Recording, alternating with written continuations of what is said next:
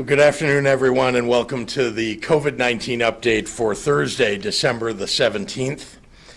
Today, I want to provide an update on the vaccine distribution statewide with a focus on the situation outside of the city of Chicago. As we've said previously, Illinois' first week Pfizer vaccine allotment totaled 109,000 Pfizer vaccine doses. That breaks down to about 23,000 for the city of Chicago and 86,000 for the rest of the state of Illinois.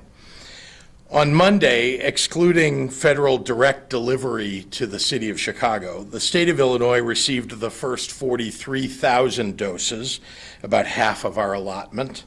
From there, distribution was made from our Illinois Strategic National Stockpile to hospitals across the state.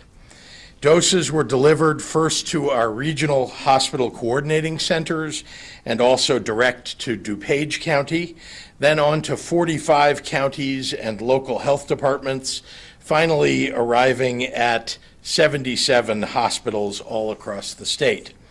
I'm pleased to say that all shipments arrived safely and securely at their destinations over the course of the last 2 days. As of this morning, about 3,500 vaccinations out of those deliveries had already been given, all to healthcare workers, with many more scheduled for today and throughout the weekend. And to be clear, that's just out of our initial statewide shipment, separate and apart from Chicago. We'll be sure to provide regular updates on that number in the days and weeks ahead. Today, 43,000 additional doses arrived from the federal government at Cook County Department of Public Health, Lake County Health Department and Community Health Center, Madison County Health Department, and St. Clair County Health Department. With these latest shipments, Illinois will have received the entirety of this week's vaccine allotment. It is truly exciting to see these healthcare workers, our heroes on the front lines of the pandemic, who have put themselves at risk every day to save lives, begin to receive their vaccines. As we approach the end of Hanukkah, and with Christmas and Kwanzaa and New Year's Eve in sight, I need to offer a reminder that we all wish didn't have to be said. These next few weeks, and really these next few months, are going to be crucial in our fight to keep people healthy. Experts across the nation agree that this could be the deadliest time of the pandemic. Until the vaccine is available to everyone, and until we eradicate this virus once and for all, we must continue working to protect one another. Estimates show that tens of thousands of lives can be saved between now and the projected end of this pandemic if we all take mask wearing seriously and avoid gatherings. This holiday season, I'm asking all Illinoisans to commit to that goal. The best way we can protect our frontline workers and slow the spread of this virus is to double down on mask wearing, social distancing, washing hands frequently. Each of our individual choices, meeting up with your cousins at grandma's for Christmas, jetting off to reunions for New Year's, these are choices that affect not just the other people who choose to partake in them, but whole communities. Our choices affect the cashier at the grocery store, the janitor at work, other people's loved ones, and our own. Let me close with a reminder of what we know about COVID-19, because this information can help everyone be even just a little bit safer, and that matters. Here's what the science tells us. The greatest risk comes when you have a group of people together in an indoor space that has limited flow of fresh air, and when we're doing things like singing and talking without masks on. The research shows you don't have to be symptomatic to spread this virus to other people who may get much sicker than you might. And a negative test is no guarantee that you don't have the virus, because you can catch it at any time beginning right after you've been tested. Every expert and every study shows that wearing a mask and keeping 6 feet of distance is a very effective way to avoid getting this virus. So mask up, keep your distance, and plan smaller, more intimate celebrations this year. Let's give each other the greatest gift of all this holiday season, good health and a bright future. And I'd now like to turn it over to our Director of the Department of Public Health, Dr. Ngozi Ezike. Doctor.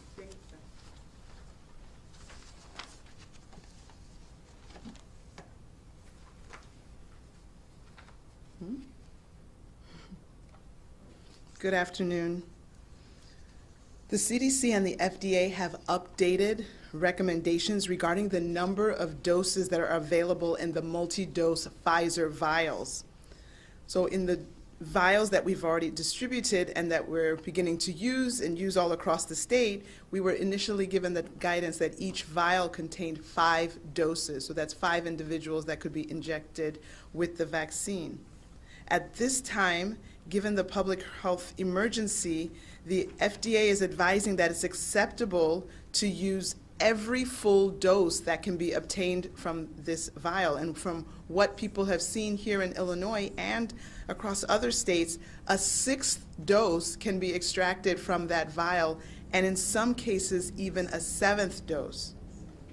What has to be clear is that any remaining vaccine that is in the vial that does not equal a full dose cannot be combined with remnants from other vials. We don't want to waste any vaccine, but it's also critical that we make sure that every individual receives a full, safe, and effective dose of vaccine. Vaccine safety and protection is our focus. In the last 24 hours, more than 92,000 COVID-19 tests were resulted for a total of more than 12.1 million tests here in Illinois. Today, we are reporting 8,828 new individuals that were diagnosed with COVID for the first time, for a total of 879,428 cases. Since yesterday, we have received reports of 181 new individuals who have lost their battle with COVID. And that brings our total lives lost to 14,835 just here in Illinois, just since the beginning of this pandemic in 2020. Overnight, 4,801 individuals were in the hospital with COVID, and of those, 1,063 were in the intensive care unit. 575 patients were on ventilators. While we continue to see new cases, we still have people going into the hospital every day, and clearly we have ongoing deaths. I am guarded that we are headed in the right direction in terms of the numbers trending slightly downward. But that's not an indication that we should throw caution to the wind and make large holiday and New Year's Eve plans and gatherings. As the governor already mentioned, this is the time of year for friends and family, but I would like to ask that you continue to celebrate the holidays virtually or in person with the people that you live with. Send holiday cards, drop off gifts, do caroling outside, call, video chat, text, but stick with the people that you live with. I especially want to encourage the young adults who sometimes feel invincible that you too need to take precautions. For nearly 2 months, we have seen that the highest number of cases have been in the age group 20 to 29. And while these younger people are much less likely to suffer severe illness, we still see that those younger individuals can expose our older family, our older friends, who could suffer much more severe illness if they were to gather for the holidays. I strongly urge people to stay home and celebrate safely so that we can have our giant post-pandemic celebration. Thank you so much for your support. Buenas tardes. El CDC y la FDA han dado nuevas recomendaciones con respecto a la cantidad de dosis disponibles en los viales de la vacuna Pfizer. Este es el vacuna que hemos distribuido y que están comenzando a usar en todo el estado. Inicialmente, la guía era que solo se podían extraer 5 dosis de cada vial. Pero en este momento, por la emergencia de salud pública, la FDA nos informó es aceptable utilizar cada dosis completa que se pueda obtener de cada vial.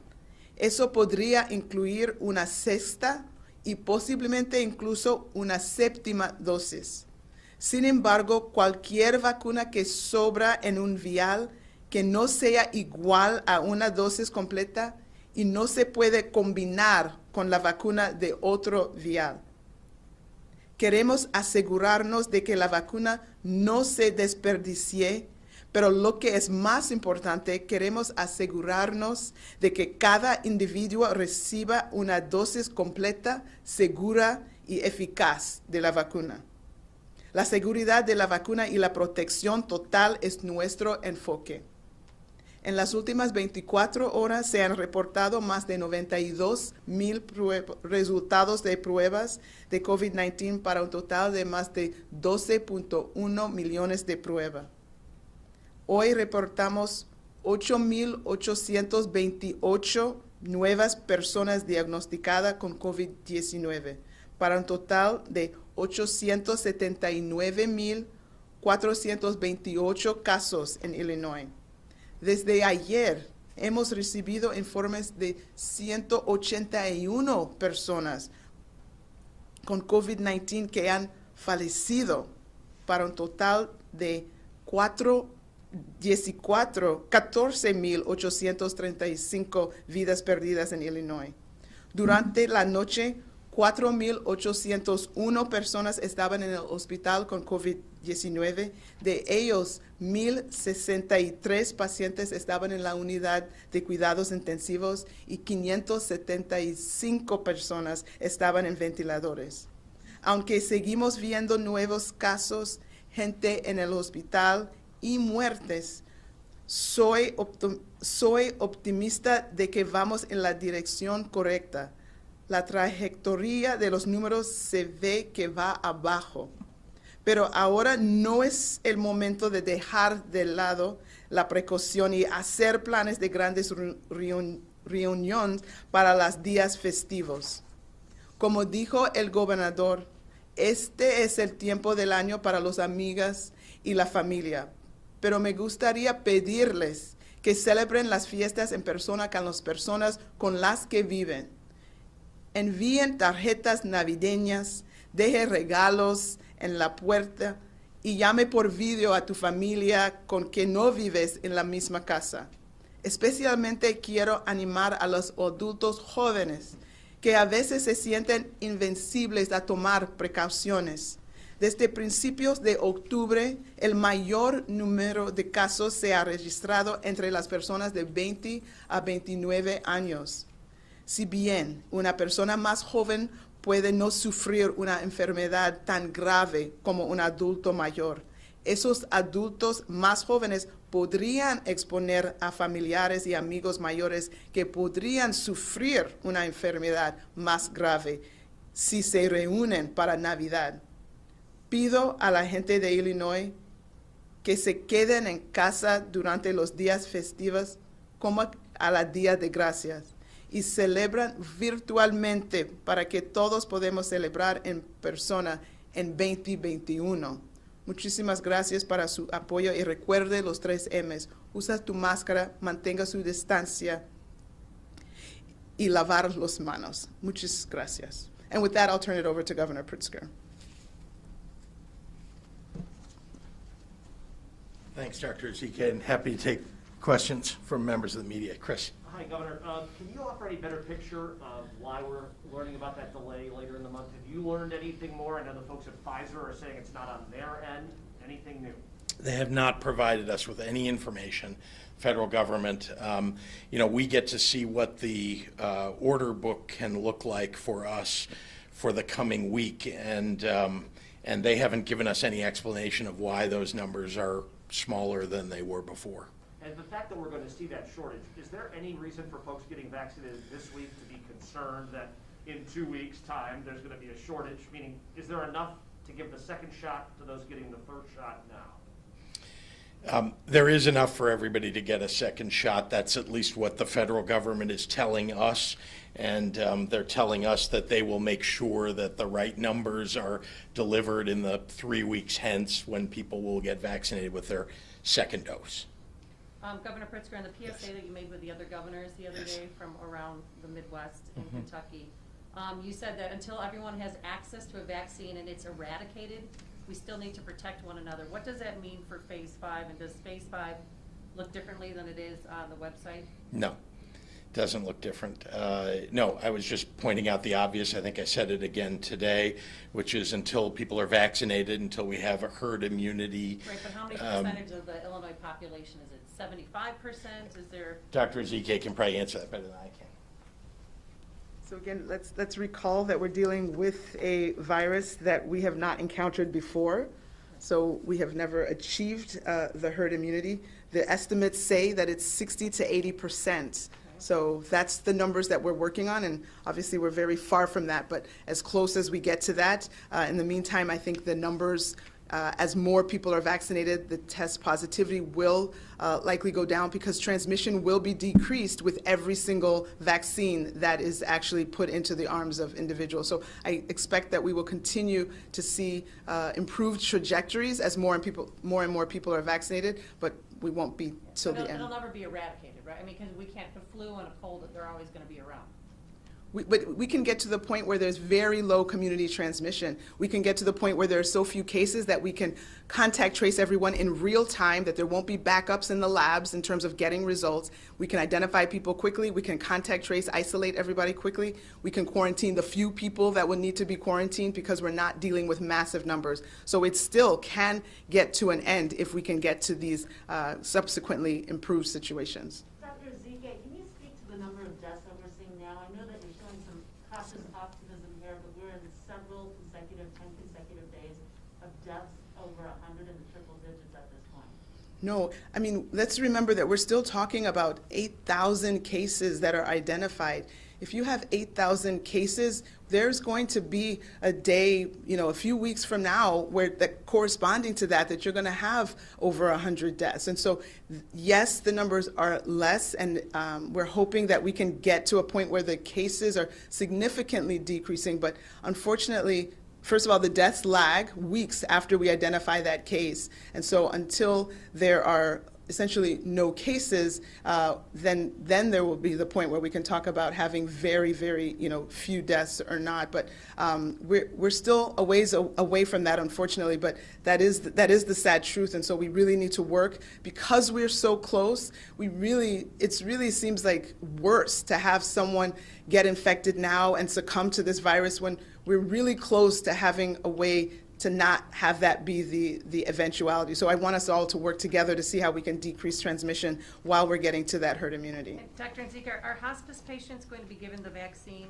if the hospice patients are in long-term care facilities? We had a lot of people call and ask that. No, that's a great question. And so please remember that a hospice patient, usually they have decided that they don't want to go for additional medical care or aggressive needs. So every vaccine will still require some form of consent. So if the patient is not of the state of mind where they can give the consent, there's still a legal guardian or someone who's responsible for that individual who will have to say if it's going to be given or not. So that person will make the decision for that patient. Thank you. Sorry, go ahead. I was just going to say, go ahead, Sue. No, sorry. These bonus vaccines that we're finding, I mean, how surprising from a scientific standpoint, and is this wildly unforeseen, or was this something that was kind of potentially in the cards? I did not know that there was the potential to extract a sixth dose. I think it was when the vaccines were rolled out and people were drawing it up and they gave the fifth vaccine. I'm like, wait, there's still more here, and figured out that there was enough, how many ever cc's, it's enough for an entire sixth dose. So And again, I'm in the drug manufacturing business, so I don't know if they purposely put, because if you're trying to draw something out and you have to draw a CC, reading the calibrations on the syringe, you might be concerned that maybe somebody drew 1.1 or 1.1.5. And so I think maybe they put a little extra in there, so in case somebody drew 1.1, that you wouldn't get to that fifth dose and be short. So they probably built that in, but if somebody is perfect and gets 1.1.1, then that extra might still be there. So I think that's where we're at. I think that could be a good thing in terms of being able to vaccinate more people than originally thought. So those numbers, this might work in our favor. Is there any way to quantify how many extra that might be? Again, it depends on how people draw it out, right? Because you heard people saying it could be 6, it could be 7, depending on how you draw it out. So what's the next step, looking ahead now, the next shipment? Forgive me if you've answered this before, but I just, can you clarify that? What are we expecting next? Right, so I'm slow to put out numbers until things are confirmed. We don't have, the numbers are changing, so I think it's better that we know things more definitively than putting out the numbers that end up being revised. Yeah, I think it's better to just hold off on the forecasting. Though we're all very hopeful because the Moderna vaccine seems to be on track, and so, but we've not been given numbers of the numbers confirmed anyway for delivery. Governor, Regions 6 and 9 Yes. have met the criteria to Yeah. be moved out of Tier 3 mitigation. Yeah. Doesn't appear that that's happened yet. Do you plan to? If not, why not? As Yeah. they meet the scientific levels that you all say you're going to follow. As you know, a couple of weeks ago, out of concern for the idea that we would have a surge here, we basically stepped back from taking regions out of Tier 3 in hopes that we could bring the numbers down significantly across the state. They're coming down not by enormous numbers, but they're going the right direction. And we're very hopeful that things will continue in the right direction. But as Dr. Ezike said, when you're still talking about 8,000 plus cases, for example, in a day, that means, as you were mentioning earlier, that as you project forward, that means quite a number of people will still pass away as a percentage of that.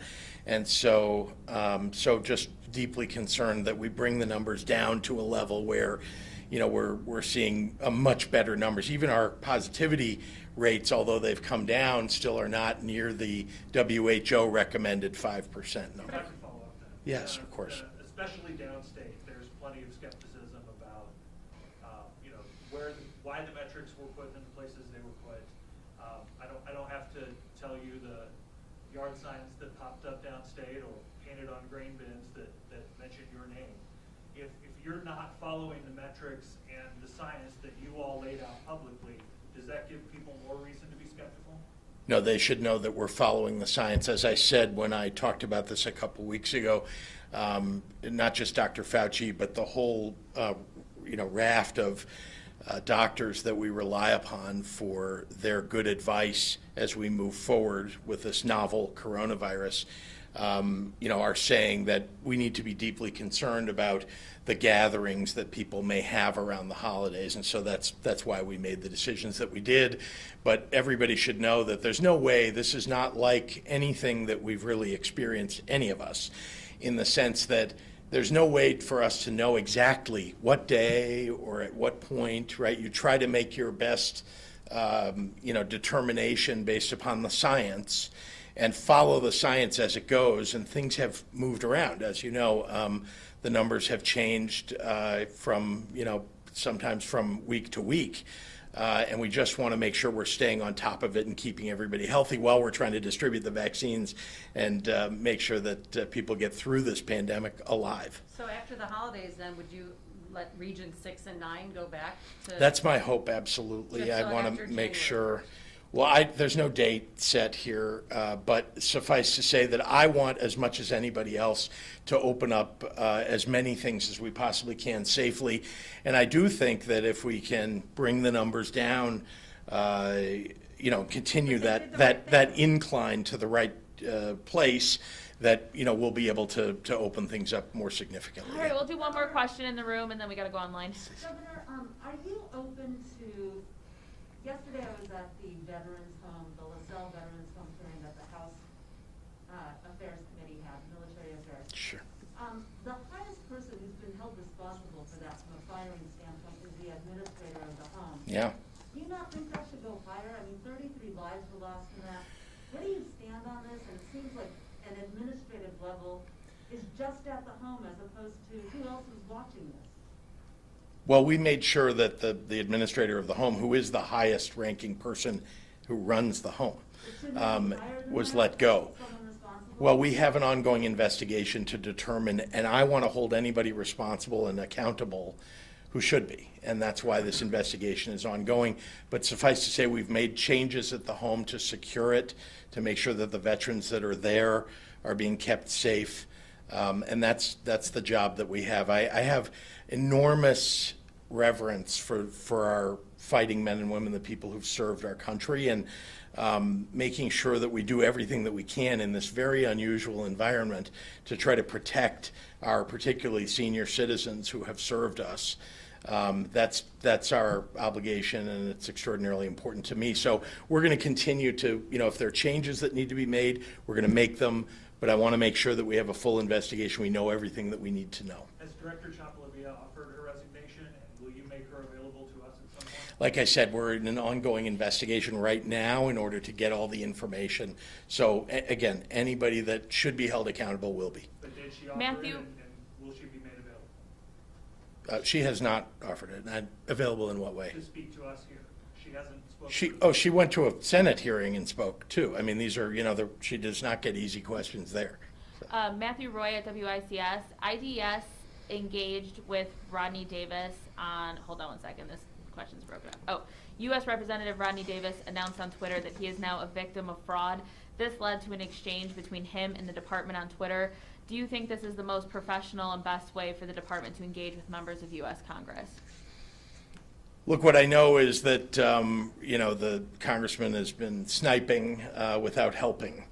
That the congressman goes to Washington, D.C., says to everybody here that he's helping, then goes there, votes against the things that would be of assistance to us. Remember that the federal government set up the programs. The federal government is responsible for making the changes that are necessary to these programs, and I've not heard, a peep from him about what he's going to do to help out. Dave Dahl at WTAX, passing this along from a listener about the state's finances. How about attacking the pension problem by, for example, putting new hires into a 401k?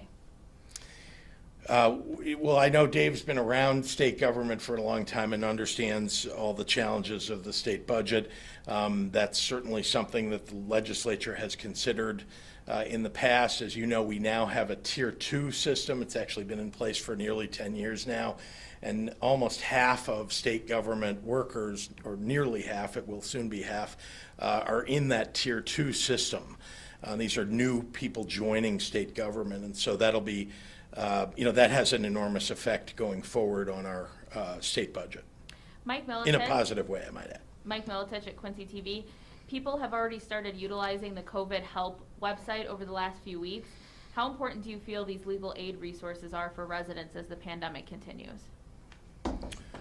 Well, I mean, all the resources that have been made available, I mean, frankly, so many people need help during this pandemic. There are people that are suffering financially who need legal help. There are people who are suffering from health consequences, or family members suffering from health consequences. So, all the resources that have been put forward, I think, are extraordinarily useful. John O'Connor at the AP. Did we avoid the surge on a surge? From November 1st through Thanksgiving, the state averaged 10,800 cases a day. Since Thanksgiving, 8,700 per day. Deaths, however, have gone from 85 per day pre-Thanksgiving to 136 post-holiday. Yeah. Have we avoided it? It is, of course, always very difficult to tell. We haven't brought the numbers down to where we want them to be, but they haven't skyrocketed. Illinois has done better than many of the states around us, and certainly many of the states around the country that are still on an upward trajectory. But we need this to move downward at a continuing rate. And so I'm, watch them daily. I will say it is very difficult for those of us who are paying attention to the numbers, every day, perhaps multiple times a day, to see that the numbers that are leading indicators are going the right direction, and that's can give you a hopeful feeling, and then to look at the number of people who are passing away on the same day that you're looking at these hopeful leading indicators. Here's a lagging indicator that is, 184. Just think about the number of people that are passing away every day. It really is, it's challenging, I must say. But suffice to say that if we keep doing what we're doing on the front end, those numbers, those death numbers, the numbers of people who are passing away every day will head in the right direction. Schick at Politico, does the state plan to fund or get involved in helping with outreach into Black and brown communities to get people on board for a vaccine the way the state funded outreach for the census? Yes, of course. That is a primary goal of mine, equity in this process. We want to make sure that people who may be avoiding getting vaccinated because they hear some information that's false about it, that they have their concerns addressed and that they actually get vaccinated. So we're going to do everything we can from a not only a communication perspective to those folks, but also demonstrating, with people who are from those communities, making sure that people know that they're getting vaccinated and it's safe. You saw that, by the way, at Peoria when we had our first healthcare workers who were vaccinated. That it was a very diverse group, and they were willing to step forward as examples for their communities.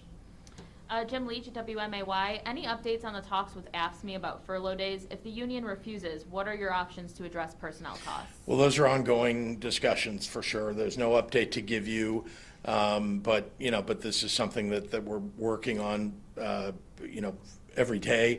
There's some work being done on it, and we'll bring you up to date as soon as there's anything to announce. Where is Illinois in regard to the funds it received from the CARES Act, and is it still on track to spend all of the money it received by the end of the year? That was Ryan Voiles. Yeah. So understand that what gets reported is often just those are the dollars that have actually gone out the door, but the requirement of the CARES Act is that those dollars are committed before the end of the year, and they are fully committed. Rich Miller at Capital Facts, after yesterday's House hearing, do you still have confidence in IDVA Director Linda Chapalavia? Look, I want to know everything that occurred here, and that's why the investigation that is ongoing is going to be extraordinarily informative. And again, I'm going to hold accountable people who deserve to be. Tony Arnold at WBEZ, what do you make of Pfizer saying it has millions of doses of the vaccine sitting in its warehouse awaiting direction from the federal government for where to send them? I don't know what to say about that. I've not had any direct conversations with the people who control those doses. Our IDPH talks to the federal government every day, and we've not been informed why the federal government is not drawing down those vaccines. Hannah Mizell at NPR will be our last question. Governor, yesterday, Speaker Madigan sent a letter to his members saying he's establishing an advisory group to review your proposed cuts. He says in his letter he wants to protect services like the community care program, which is an area you've proposed some cuts to. Is that inappropriate for him to do if you think he should step down as Speaker, especially given the fact that an inevitable fight over his speakership will prevent the legislature from actually taking up cuts or anything else until after January 13th? Well, any member of the legislature can send a letter to the rest of the legislature or any other members to talk about whatever they'd like. And in this case, I'm glad that members of the legislature are engaging in this conversation. They seem all to be on the Democratic side. The Republicans have been mute entirely. The very same folks who took off the table the best solution here. Turns out they have no plan of their own. But I will say there was a press conference that was held today by several members of the House and the Senate talking about their views about what should be on the table or what shouldn't be on the table. And I think that's extraordinarily useful and helpful for people to engage in the conversation, put forward their best ideas. All right, thanks everyone. Thank you. Dr. Ezekiel, would you just a couple of questions